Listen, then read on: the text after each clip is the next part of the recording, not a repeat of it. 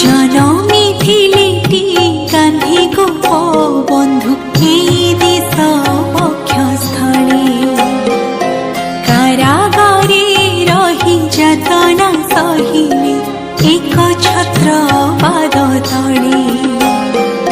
शपथ करिले सुबास बोस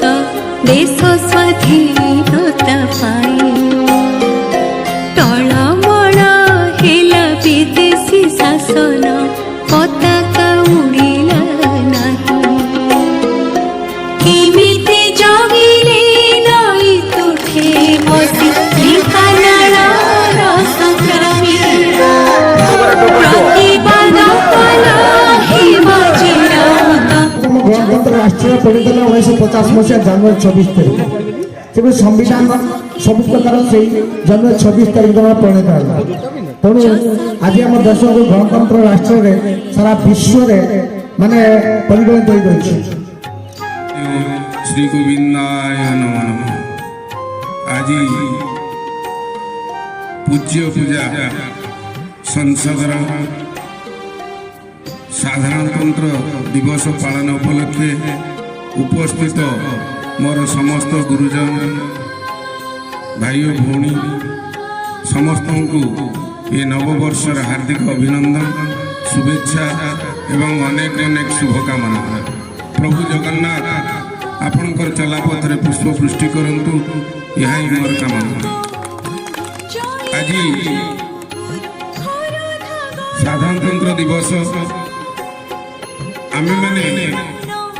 केते उत्कंठार सहित सरकारी स्तर हो बेसरकारी स्तर हो पालन करुछु। जहाँ भी हो 77 वर्ष आमे स्वाधीनता लाभ कलुणी जो स्वाधीनता लाभ कला परे भी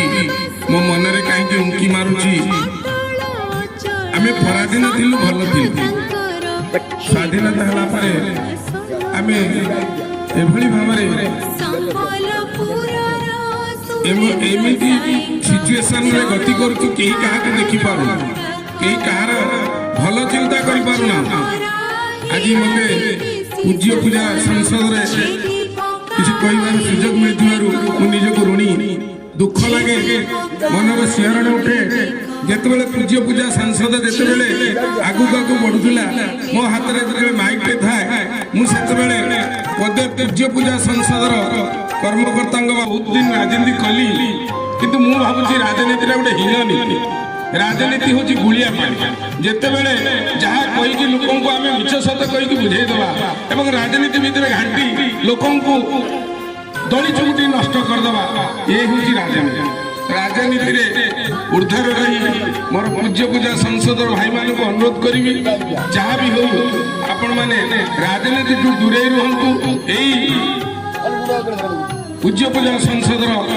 आगो को केमिति बढ़िबे एवं आपण जो भली कार्य करजंती आमे एते खुशी आमे किछि नले गर्व रे छाती फाटी उठुची जे हां एटी गोटे संस्था अछि ए संस्था निरपेक्ष भाव रे किछि काम करूचंती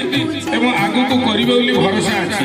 आडंबर भाव प्रत्येक वर्ष ये अंचल समस्त को सम्मान सहित दे जो माने दिव्यांग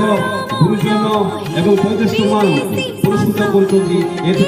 सदा सर्वदा भाव रे निरंतर भाव रे पूज्य पूजा संसद को अनेक अनेक धन्यवाद और शुभेच्छा दे मोर संयुक्त आज मोर उद्बोधन की होई समाप्त बोलचिबा आ एथि हमर कर्म एवं उन्नत चिंताधारा द्वारा ये भारत को विश्व रे श्रेष्ठ राष्ट्र से गढ़ी तोलिबा ये जो अनुष्ठान पूज्य पूजा संसद दीर्घ दिन धरी बहु कष्ट